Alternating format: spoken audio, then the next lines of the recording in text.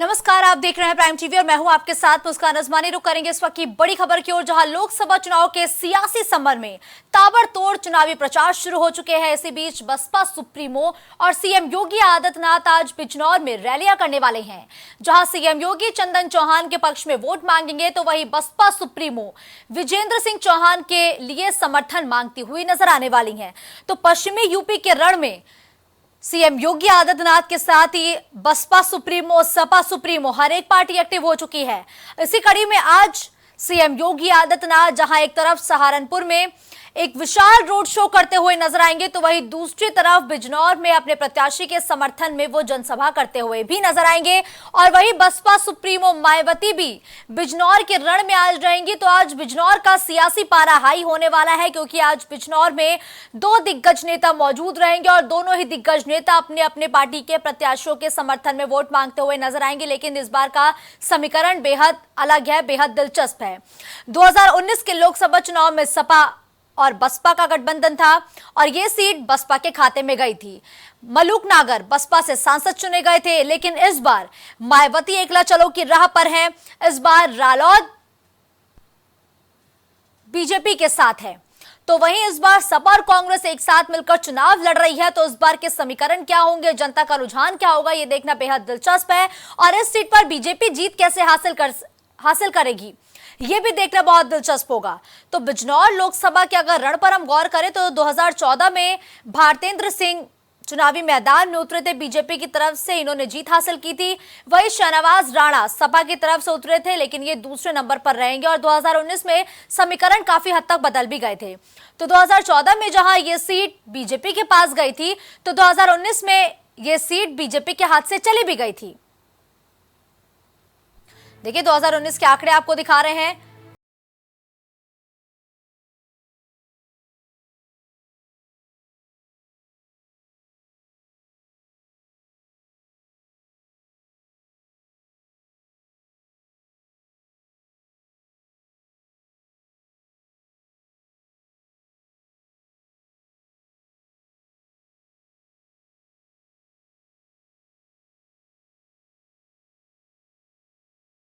बंधन था तो ये सीट बसपा के खाते में गई थी। और इस सीट पर जो बीजेपी प्रत्याशी 2014 में विजय हासिल किए थे, उन्होंने इस बार हार देखी। अब देखिए, अगर बिजनौर के हम चुनावी समीकरण की बात करें तो यहां पर मुस्लिम वोटर्स निर्णायक भूमिका में रहते हैं। आंकड़े भी यही बताते हैं। बिजनौर में मुस्लिमों की तादाद 1.5 लाख से भी ज्यादा है। गुर्जर की संख्या 1 लाख है। दलितों की बात करें तो 80,000, और अगर सैनी समाज पर गौर करें तो 25,000 के साथ ही जाट वोटर्स 10,000 हैं। कश्यप समाज 9,000 है। चौहान वोटर्स की संख्या अगर हम गौर करें तो 9,000 बताई गई है। तो यहाँ पे कश्यप और चौहान तकरीबन एक है, लेकिन मुस्लिम वोटर्स यहाँ पर निर्णायक भूमिका में रहते हैं।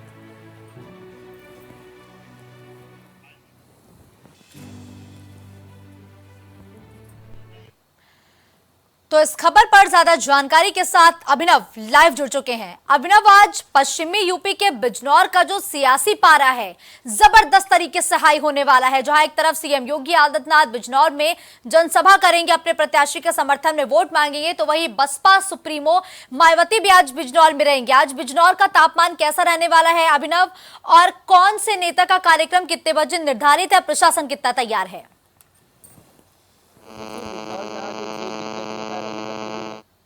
योगी आदित्यनाथ एनडीए प्रत्याशी के लिए वोट मांगेंगे। जो चंदन चौहान बिजनौर से इस बार एनडीए के प्रत्याशी हैं, उनके लिए मुख्यमंत्री योगी आदित्यनाथ आज चुनावी जनसभा को संबोधित करेंगे। वहीं बात करें बहुजन समाज पार्टी की तो बसपा सुप्रीमो मायावती भी आज बिजनौर पहुंच रही है और वहां पे जो बसपा के प्रत्याशी विजेंद्र सिंह चौहान है, उनके लिए जो मायावती है वो चुनाव प्रचार करती नजर आएंगे। आपको बता दें कि पश्चिमी यूपी की बिजनौर सीट पे पिछली बार बहुजन समाज पार्टी से सांसद नागर जीत के आए थे, जो अभी आपने देखा बीते दिनों आरएलडी में शामिल हो गए, और ये वह सीट थी जहां पिछली बार विपक्ष जीत हासिल करने में कामयाब हुआ था।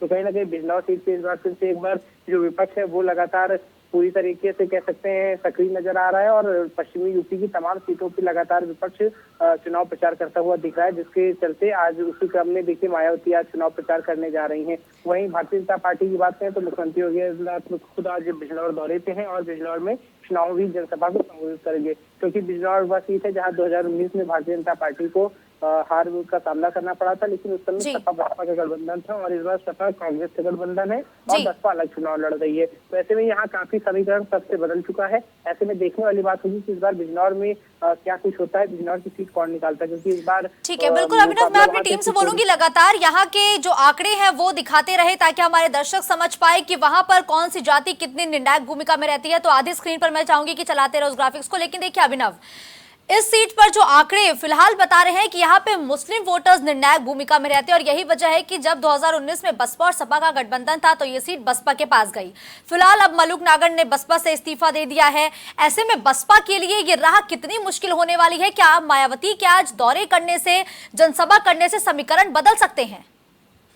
बिल्कुल, देखिए इस बार मायावती खुद अकेले चुनाव प्रचार कर रही है, अकेले, वो किसी के साथ गठबंधन में नहीं है। 80 सीटों पे वे स्वयं अपने प्रत्याशी उतार रहे हैं। तो कहीं ना कहीं बहुजन समाज पार्टी के लिए इस बार लोकसभा चुनाव में काफी मुश्किलें जरूर आ रही हैं। लेकिन देखने वाली बात है इस बार बसपा अपना जो बेस वोट है उसको किस प्रकार से बचाने में कामयाब होगी। जो पिछले असेंबली इलेक्शन में 12% का vote share Bahujan Samaj party को मिला था, क्या वह लोकसभा चुनाव में बरकरार रहेगा या फिर घटे बढ़ेगा? क्योंकि जो सीटें थी 2019 में बहुजन समाज पार्टी लोकसभा चुनाव में 10 सीटें लेके आई थी। इस बार कितनी सीटों पर बहुजन समाज पार्टी लड़ रही है अच्छा या फिर जीतने के काबिल है, वो आने वाला समय बताएगा। और 2014 में तो बहुजन समाज पार्टी का खाता भी नहीं खुला, तो कहीं वैसी स्थिति इस बार न हो जाए जब बहुजन समाज पार्टी अकेले चुनाव लड़े, क्योंकि ये मायावती के लिए कह सकते करो या मरो वाली स्थिति है। बहुजन समाज पार्टी अब लगातार आप देख रही है कि प्रभाव में इतना नहीं है जैसे पहले हुआ करती थी। उसका मात्र एक विधायक बचा है, उमाशंकर सिंह बसपा विधायक है।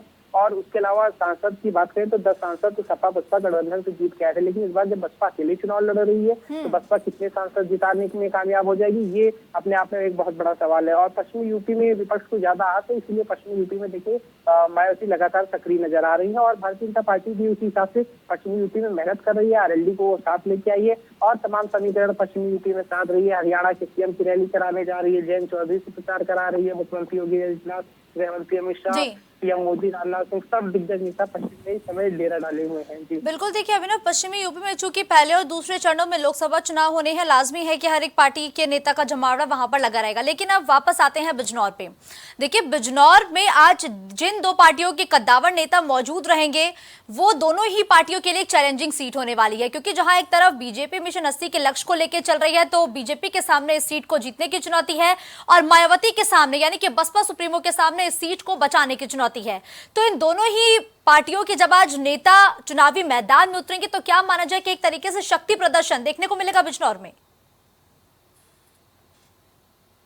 पार्टी के पास होने को कुछ नहीं, क्योंकि यहाँ से उनकी पार्टी पिछली बार चुनाव हार गई थी। तो इस बार चंदन चौहान जो एनडीए प्रत्याशी हैं उनके लिए भारतीय जनता पार्टी और पूरा एनडीए का सहयोगी दल लगातार मेहनत कर रहे हैं। वहीं बसपा के लिए एक बहुत बड़ी चुनौती है कि उनके जो सांसद थे नागर चुनाव जीत के आए थे 2019 में और इस बार इन्होंने विजेंद्र सिंह चौहान को बिजनौर से प्रत्याशी बनाया है। तो किस प्रकार से बहुजन समाज पार्टी अपने प्रत्याशी को जीत दिलाने में कामयाब हो पाएगी, ये बहुत बड़ा सवाल है। और चूंकि समाजवादी पार्टी और कांग्रेस जो है वो भी इस बार गठबंधन के तहत चुनाव लड़ रही है, तो कितना मुश्किल होगा बिजनौर का ये पड़ाव विपक्ष के लिए, क्योंकि जो बीजेपी के विरोध का वोट है वो बढ़ सकता है, कुछ वोट बसपा में जा सकता है, कुछ सपा कांग्रेस अलायंस में जा सकता है। तो कहीं ना कहीं इस बार बसपा को बहुत मुश्किलों का सामना करना पड़ रहा है बिजनौर जैसी तमाम सीटों पे। तो इसीलिए देखिए बसपा सुप्रीमो मायावती सक्रिय है और वो पूरी तरह से रैलियां करती हुई नजर आ रही हैं। आने वाला वक्त यह तय करेगा कि बिजनौर में किस पार्टी की जो है जीत होती है। बिल्कुल ठीक है, धन्यवाद अभिनव इस खबर पर हमारे साथ जुड़ने के लिए।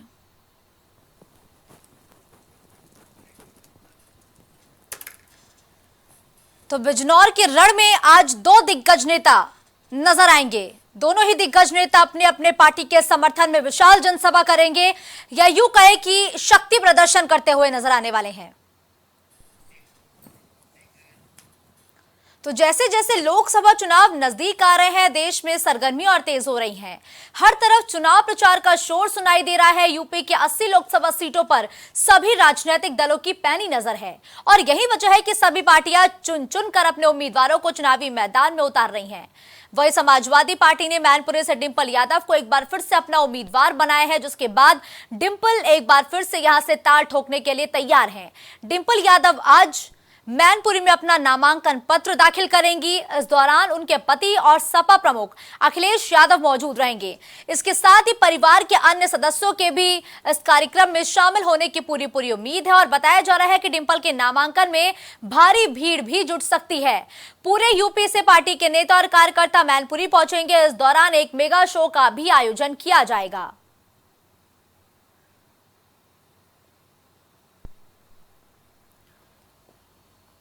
तो आज मैनपुरी से सिटिंग सांसद डिंपल यादव नामांकन पत्र दाखिल करती हुई नजर आएंगी, चूंकि मैनपुरी में तीसरे चरण में नामांकन होना है और यही वजह है कि लगातार नामांकन का दौर जारी है। और आज डिंपल यादव तकरीबन 11 बजे नामांकन दाखिल करने सपा सुप्रीमो अखिलेश यादव के साथ पहुंचेंगी। इसके साथ ही तमाम कार्यकर्ता पदाधिकारी भी आज उनके नामांकन के दौरान मौजूद रहेंगे।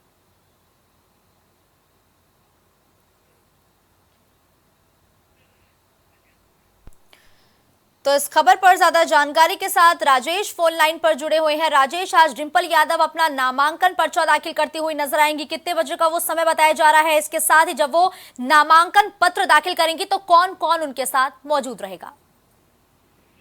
जी बिल्कुल मुस्कान, अगर बात की जाए डिंपल यादव की तो बिल्कुल बात सही है कि आज डिंपल यादव 11 बजे नामांकन करेगी। और सबसे खास बात यह है कि आज नवरात्र का अष्टमी का दिन है और आज ही के दिन डिंपल यादव वहां पे नामांकन करेगी और उनके साथ में समाजवादी पार्टी के सुप्रीमो अखिलेश यादव के साथ साथ में कई सारे दिग्गज नेता वहां पे नामांकन में शामिल होते दिखाई देंगे। और उसके साथ साथ में आपको बता दें कि वहां पे आज एक mega show Samajwadi Party organise करने वाली है और अपनी पूरी ताकत समाजवादी पार्टी आज मैनपुरी में दिखाती हुई दिखाई देगी। बिल्कुल अपनी पूरी ताकत दिखाते हुए नजर आएगी। लेकिन देखिए, इस बार जो बीजेपी ने अपना लक्ष्य हासिल किया है, क्या इस सीट पर वाकई बीजेपी इस लक्ष्य को हासिल कर पाएगी?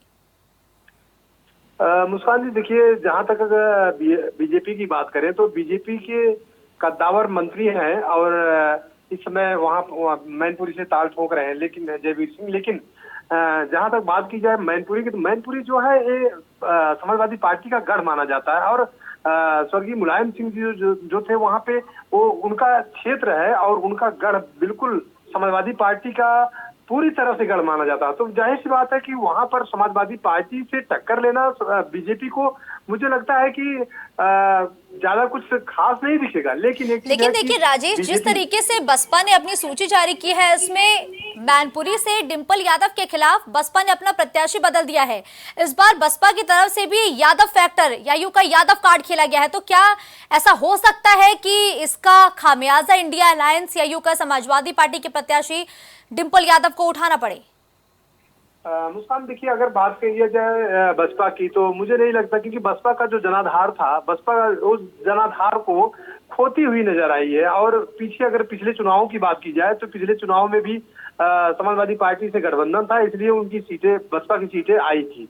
लेकिन अगर बात करें इस बार की देखिए, बसपा एकला चलो के रास्ते पे चल रही है, तो मुझे नहीं लगता कि बसपा इस बार कुछ कमाल कर पाएगी। लेकिन एक चीज है कि जिस तरीके से चुनाव का माहौल इसमें हुआ है, इस समय चुनाव के माहौल में अगर देखा जाए तो विपक्ष में समाजवादी पार्टी टक्कर के अलावा और कोई पार्टी नहीं है, चाहे बसपा की बात करें या कोई और पार्टी की बात करें। बिल्कुल ठीक है, धन्यवाद राजेश इस खबर पर हमारे साथ जुड़ने के लिए।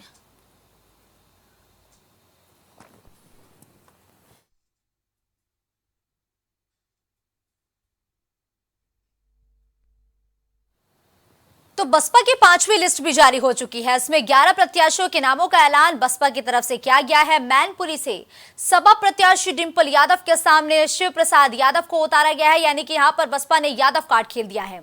आजमगढ़ से भीम राजभर, घोसी से बालकृष्ण चौहान, एटा से मोहम्मद इरफान और वही धौरहरा से श्याम किशोर अवस्थी को बसपा ने चुनावी मैदान में उतारा है। जबकि इस बार की हाई प्रोफाइल सीट अयोध्या से सच्चिदानंद पांडे के साथ ही बस्ती से दयाशंकर मिश्रा, गोरखपुर से जावेद सिमनानी, चंदौली से सत्येंद्र कुमार मौर्य और रॉबर्ट्सगंज से धनेश्वर गौतम को बसपा ने चुनावी मैदान में उतारा है। तो बसपा ने 11 प्रत्याशियों की एक नई सूची को जारी किया है, जिसमें बसपा ने प्रत्याशियों का ऐलान किया है।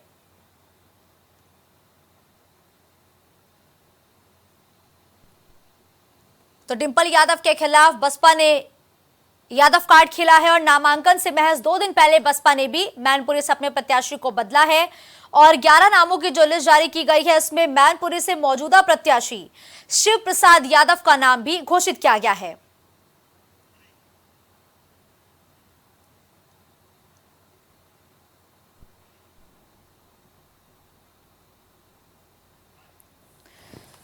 तो इस खबर पर ज्यादा जानकारी के साथ अभिनव इस वक्त लाइव जुड़ चुके हैं। अभिनव, बसपा ने 11 प्रत्याशियों के साथ अपनी एक नई सूची को जारी किया है। अगर हम बीती सूची पर गौर करें तो बसपा ने हर एक वर्ग को ध्यान में रखा है, हर एक समाज को साथ लेकर चलने की कोशिश की है। अब इस 5वीं लिस्ट में अभिनव देखकर क्या लग रहा है, विश्लेषण क्या कहता है अभिनव? जी बिल्कुल, देखिए बीएसपी ने अपनी 11 प्रत्याशियों की एक और सूची जारी कर दी जिसमें मैनपुरी से शिव प्रसाद यादव को प्रत्याशी बनाया है। इसी तरह बात करें जौनपुर की तो वहां से धनंजय सिंह की पत्नी शीतला सिंह को प्रत्याशी बनाया गया है। धनंजय सिंह जेल में है और चर्चा की समाजवादी पार्टी उनकी पत्नी को टिकट देगी, लेकिन सपा ने भी टिकट नहीं दिया, तो ऐसे में बसपा ने उनको टिकट दिया है और अब जौनपुर का मुकाबला जो है वो काफी रोचक हो चुका है। इसी तरह बात करें सुल्तानपुर से उदयराज वर्मा को बीएसपी ने प्रत्याशी बनाया है, डुमरियागंज से ख्वाजा शमसुद्दीन को प्रत्याशी बनाया है, बलिया से ललन सिंह यादव को बीएसपी ने प्रत्याशी बनाया। तो बीएसपी ने देखिए हर तरह के समीकरणों को साधते हुए इस बार फिर चुनावी मैदान में प्रत्याशी अपने उतारे हैं। गाजीपुर से उमेश कुमार सिंह को प्रत्याशी बनाया है, वाराणसी जहाँ से प्रधानमंत्री चुनाव लड़ते हैं वहां से अतहर जमाल लारी को प्रत्याशी बनाया गया है। बीएसपी ने अपनी 11 प्रत्याशियों की इस 5वीं सूची में मुस्लिम समाज से लोगों को प्रत्याशी बनाया है, यादव समाज से लोगों को प्रत्याशी बनाया है, क्षत्रिय समाज से और ब्राह्मण समाज से भी। तमाम प्रकार के समीकरण को इस बार ध्यान में रखते हुए सोशल इंजीनियरिंग के तहत मायावती जो है वो प्रत्याशियों की घोषणा कर रही है और मैनपुरी में डिम्पल यादव के खिलाफ शिव प्रसाद यादव को प्रत्याशी बनाया गया है। ये काफी हाई प्रोफाइल सीट है। यहाँ से नेताजी पहले चुनाव लड़ते थे, फिर उसके बाद उनके निधन के बाद लगातार उनकी बहू 2 बार से चुनाव लड़ रही है। कहीं न कहीं बसपा समाजवादी पार्टी और भाजपा दोनों को अपने इस चाल से हैरान करती हुई नजर आ रही है। बिल्कुल, देखिए अभिनव, जो बसपा ने 11 प्रत्याशियों की सूची जारी की है उसमें सबसे ज्यादा हाई प्रोफाइल सीट है मैनपुरी। यहाँ पर नामांकन खत्म होने से महज 2 दिन पहले बसपा ने अपना जो प्रत्याशी है बदल दिया है, शिव प्रसाद यादव को चुनावी मैदान में उतारा है, यानी कि जो यादव कार्ड है बसपा ने वो चला है। तो क्या बसपा का ये यादव कार्ड मैनपुरी में काम आ सकता है? बिल्कुल, देखिए यादव कार्ड बसपा का काम आ सकता है। जो यादव वोटर सपा में नहीं जाना चाहता, अगर कोई नाराज है तो वो बसपा में वोट कर सकता है, वो भाजपा में नहीं जाएगा, ऐसी अटकलें मानी जा रही हैं। हालांकि जो यादव वोट है वो परंपरागत वोट सपा का माना जाता है। यादव वोटर अधिकतर जो है वो समाजवादी पार्टी और साइकिल में ही वोट करता है, इसीलिए इसकी उम्मीद कम है कि बीएसपी प्रत्याशी वहां से कुछ खास कर पाएगा। लेकिन ऐसा माना जा रहा है कि जो यादव वोट कट के बीजेपी में जा सकता था अब बसपा में ही जाएगा, क्योंकि यादव समाज से बहन जी ने जो है वो प्रत्याशी उतार दिया मैनपुरी में। और जौनपुर एक हाई प्रोफाइल सीट जौनपुर भी है। कृपा शंकर सिंह यहाँ से बीजेपी के प्रत्याशी है, सपा ने बाबू सिंह कुशवाहा को प्रत्याशी बनाया है और धनंजय की पत्नी अब शीतला सिंह यहाँ से चुनाव लड़ेगी। ये भी काफी हाई प्रोफाइल सीट है और सबकी निगाहें लगातार जौनपुर में है, क्योंकि जौनपुर अब एक ऐसी सीट है जहाँ बसपा आज की डेट में बढ़त बनाती हुई दिखाई दे रही है, सपा और भाजपा दोनों से। जी बिल्कुल ठीक है, धन्यवाद अभिनव इस खबर पर हमारे साथ जुड़ने के लिए। तो बसपा ने 11 प्रत्याशियों का ऐलान किया है। इसमें जौनपुर से श्रीकला रेड्डी को बसपा ने चुनावी मैदान में उतारा है, तो वहीं मैनपुरी से बसपा ने यहां पर यादव कार्ड खेला है। चूंकि इस बार बसपा के सामने चुनौती बहुत बड़ी है। 2019 के लोकसभा चुनाव में जहां बसपा और सपा ने एक साथ मिलकर चुनाव लड़ा था, लेकिन इस बार मायावती अकेले अपने दम पर चुनावी मैदान में उतर रही है। अब इसका फायदा क्या होता है, क्योंकि अगर हम बसपा के लिस्ट की गौर करें तो बसपा ने हर एक समीकरण को साध कर अपने प्रत्याशियों का ऐलान किया है और जहां जरूरत पड़ी है बसपा ने वहां कैंडिडेट को बदला है, जैसे कि 11वीं सूची में हम मैनपुरी के रूप में देख सकते हैं। अब नाम बदलने से बसपा को कितना फायदा होता है और क्या मायावती के धरातल पर एक्टिव होने से बसपा के वोट शेयर में, वोट परसेंटेज में बढ़ोतरी होगी या नहीं होगी, ये देखना बेहद दिलचस्प होगा। तो खबरों का सिलसिला यूं ही जारी रहेगा। देश और दुनिया की बड़ी खबरों के लिए आप देखते रहिए प्राइम टीवी। कुछ भाव पुष्प आप देख रहे हैं प्राइम टीवी, सच साहस सरोकार। हरी कृपा रामबाण तेल इस्तेमाल करने का क्या प्रभाव पड़ा? मैम हमने टीवी पे ऐड देखा रामबाण तेल का, तो उसको मैं बच्चों से कह के मंगवाया। मेरे घुटनों में दर्द काफ़ी देरों से रहती थी, फिर उसको मैं 10-15 दिन इस्तेमाल किया। उसके बाद मेरे को काफ़ी राहत महसूस हुई, कामकाज में भाग दौड़ में मेरा काफ़ी मतलब ठीक ठाक रहा। अब उससे हमको बहुत ज़्यादा राहत है। मैं मार्केटिंग का काम अपने आराम से कर लेता हूँ।